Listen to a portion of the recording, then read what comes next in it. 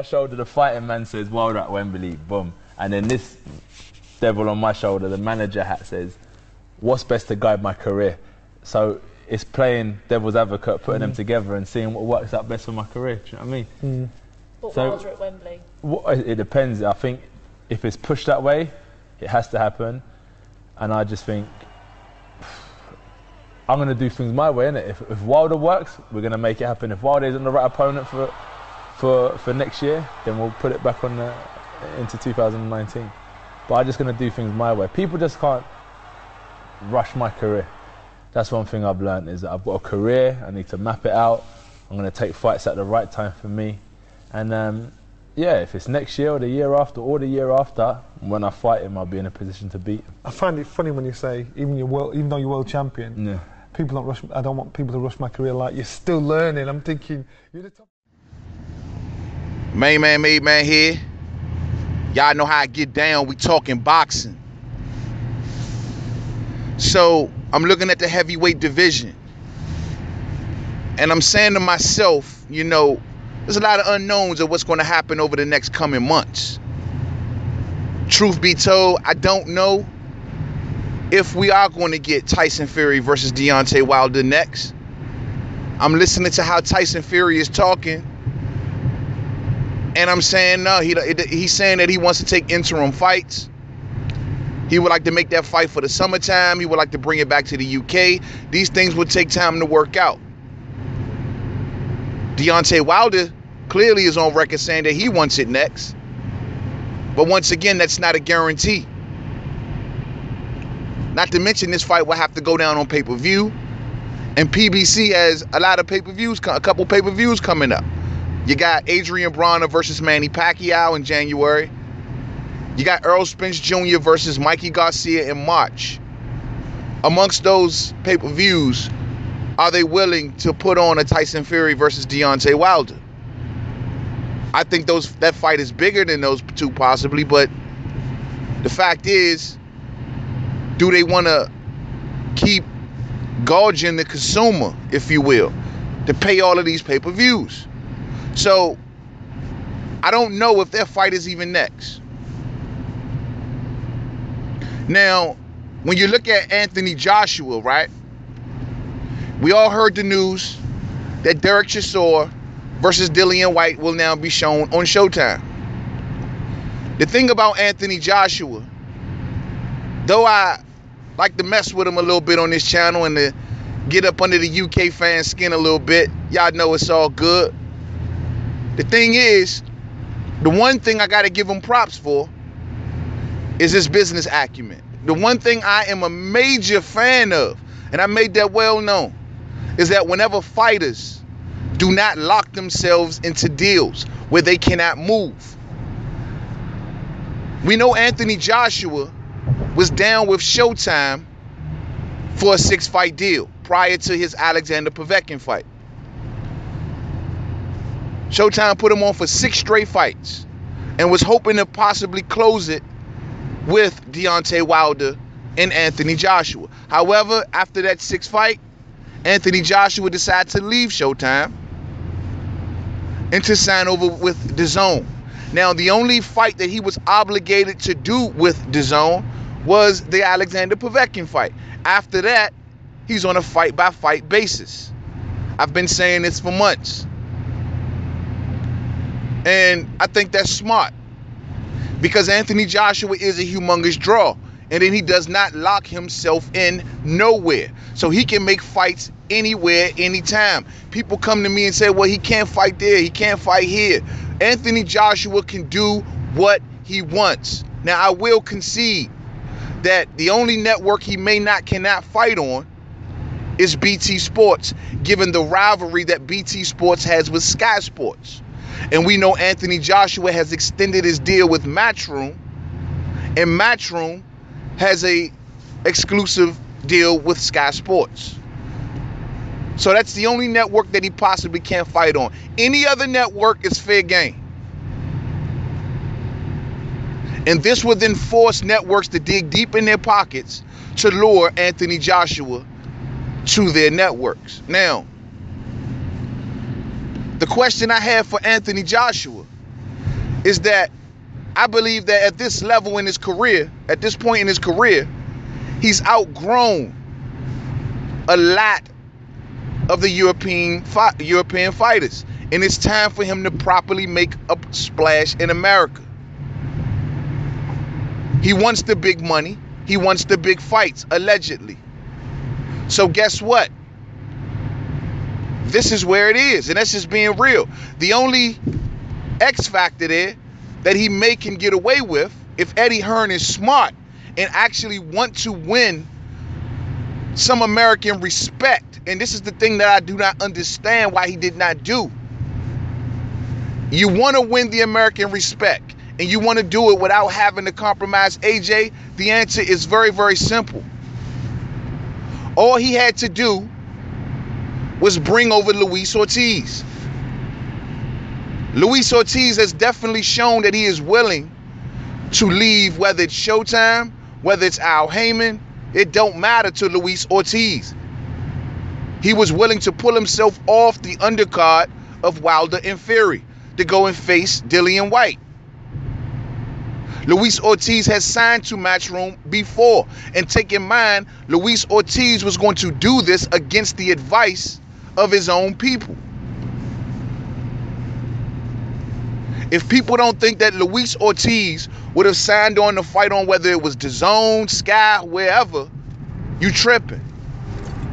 Eddie could have lured Luis Ortiz over the water, put him into a fight with AJ. Now, whether you believe that Luis Ortiz is this or that or this or that, the American public, the American boxing fan, believes in Luis Ortiz.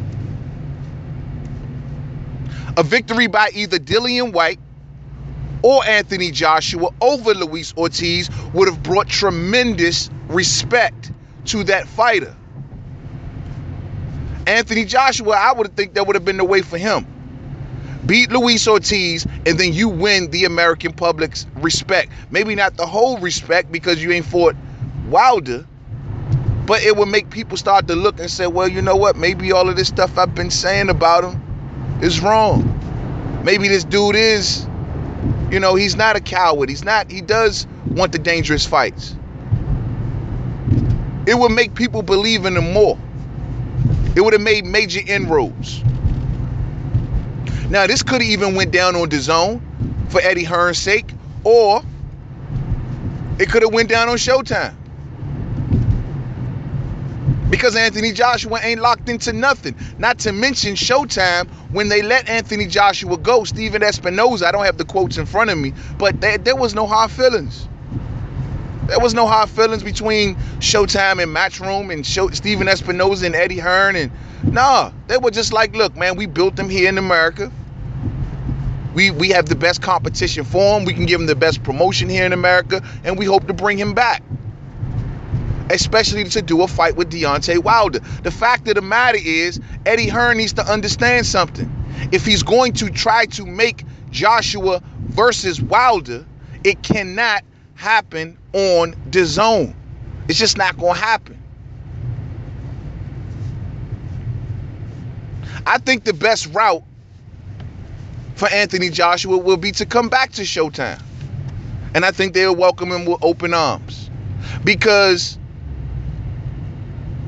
the Luis Ortiz fight is possible.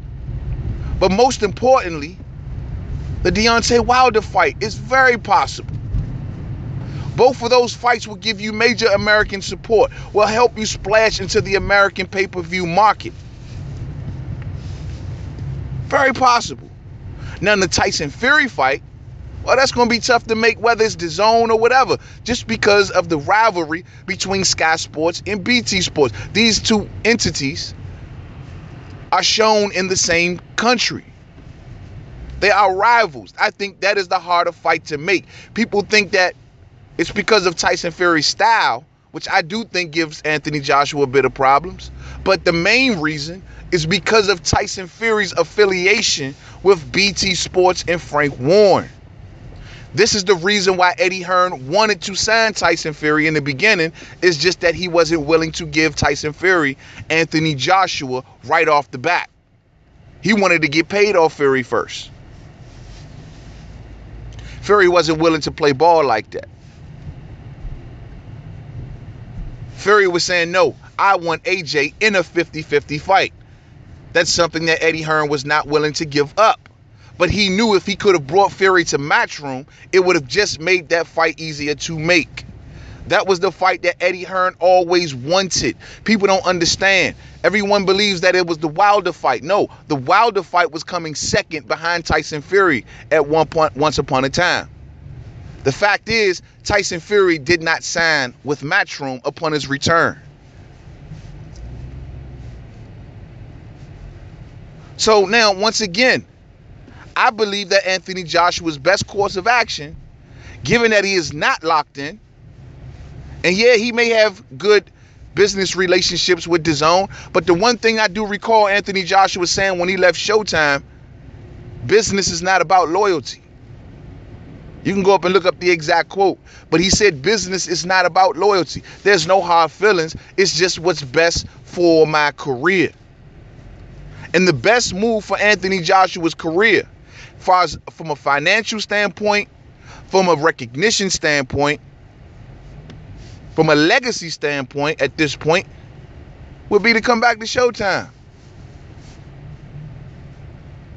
Not ESPN. HBO is gone. Showtime. That's where Wilder and Luis Ortiz sit. Other than that, over on Sky or DAZN, he's looking at possible fights with Kubrat Pulev, Jarrell Big Baby Miller, and a rematch with Dillian White. At this point in Anthony Joshua's career, is he content with those opponents? That's the golden question. I do think the Kubrat Pulev fight may interest him. I do think Eddie Hearn believes that if he lines up a fight with Jarrell Miller, I've seen the headlines, they'll look to go towards Miller and allegedly give the Wembley Stadium up for Brook and Khan. But he believes that the Jarrell Miller fight may help him make a splash here in America. I don't think so. I don't think so. I think it's a decent fight. It's not the worst fight in the world. I think AJ at this point beats Jarrell Miller. But if AJ wants to go for the monster fights, it's going to take him to come to Showtime.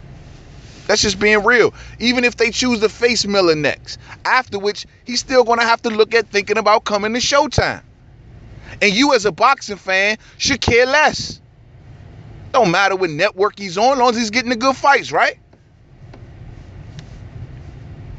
It just breaks down obstacles.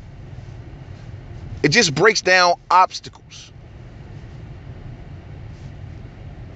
It's going to be interesting to see how shit play out, because if Wilder has to take an interim fight because Tyson Fury is not ready, maybe go on to fight Dominic Breazeale, who knows? But if he has to take an interim fight, once Tyson Fury comes around possibly next summer and say, okay, I'm ready, it looks as if that Wilder will have a decision to make. I would prefer the Tyson Fury fight. Get the unfinished business out the way. In the meantime, Joshua and Miller can go forward. Who knows? Maybe even get Pulev out the way because he'll be the mandatory. Don't know what the WBO is going to do. But it wouldn't matter because a fight with Wilder would take precedence over all of that. Or a fight just with the winner of Wilder Fury, but once again, Fury would be tough. But yet still, we don't know. And I just think that Anthony Joshua coming to Showtime makes his future so much brighter. Should have never left in the first place. But it is what it is. Like I said, it's business. Maybe DAZN was throwing a major bag at him. A major bag. You know, Eddie Hearn will not be able to show his face in the DAZN building if he does not lure Joshua versus Wilder to DAZN. I don't see how it's possible in any shape, form, or fashion.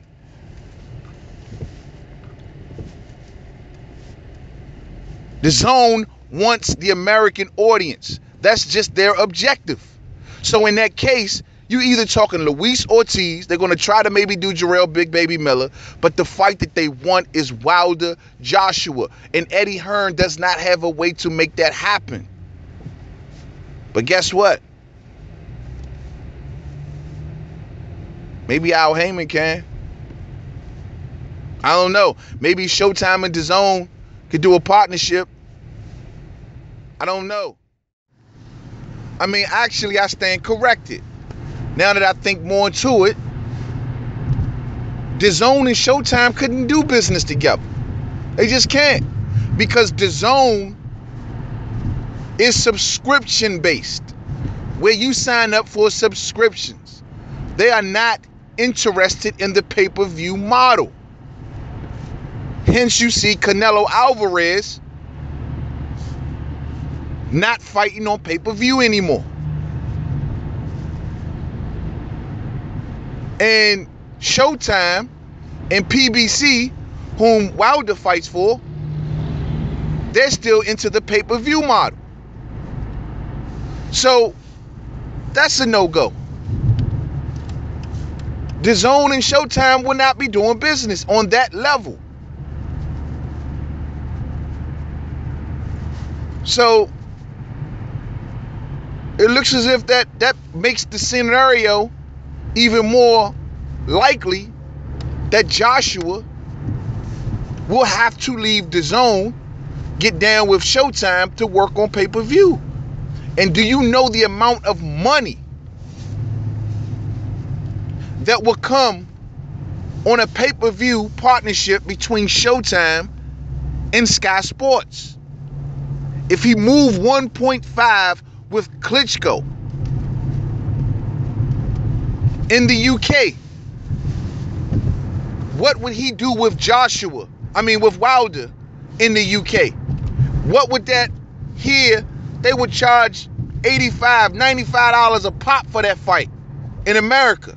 How much money will it make here in America? And those two models will not be able to include DAZN. That's tough. See, Canelo Alvarez,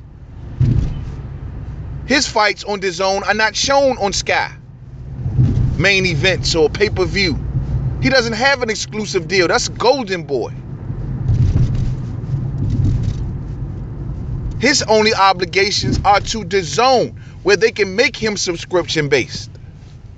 Wilder can't. So that makes it hard for DAZN and Showtime to do business. Not to mention Showtime and Sky, they work together all the time. Even in this particular Dillian White Dirk Chisora fight, Showtime, it's still being shown on Sky main events. The only thing is Showtime is showing it here in the States. So Eddie Hearn, his relationship with Sky will remain intact. It's just his relationship with DAZN. These are the facts. So, I mean, the heavyweight division right now is on fire, no doubt. Thank goodness for that. But I think Anthony Joshua, we don't want to see no rematches with Joseph Parker. That's it, no. We really don't want to see him fight the winner of Chisora and White. That's not nothing that's setting the roof on fire. Those are all UK British level fights. He wants legacy, recognition. He got to go through the likes of either a Luis Ortiz, a Deontay Wilder, or a Tyson Fury. Those are facts. As for Bomb Squad, he has options. Like I said, he can get the mandatory out the way, Dominique Brazil, with their built-in story, and wait on Tyson Fury. And after he get those two out the way, guess what? Let's see what kind of business moves Joshua's made, and let's see if he's made it easier to make the fight. Tyson Fury, he's also on record now saying that, he would actually like to face Joshua in a major UK level fight, a legacy, history-making fight. How is that going to be possible? Who is going to concede between BT Sports and Sky? They both would love to have the rights to air that fight. And you can't put them on at the same damn time. Is one going to be willing to take the live version, and maybe another one takes the replay version a week later. I don't know how they do here. That's how they do here in the States. So is anyone willing to concede that? So we'll see. That's pretty much the heavyweight picture in an immediate nutshell. We'll see which way these dudes pivot, man. So to the next video, Main Man Made Man. Don't forget to subscribe to Twitter, Made Man 511, Facebook, Main Man Made Man Boxing Forum, Google Plus, Main Man Made Man.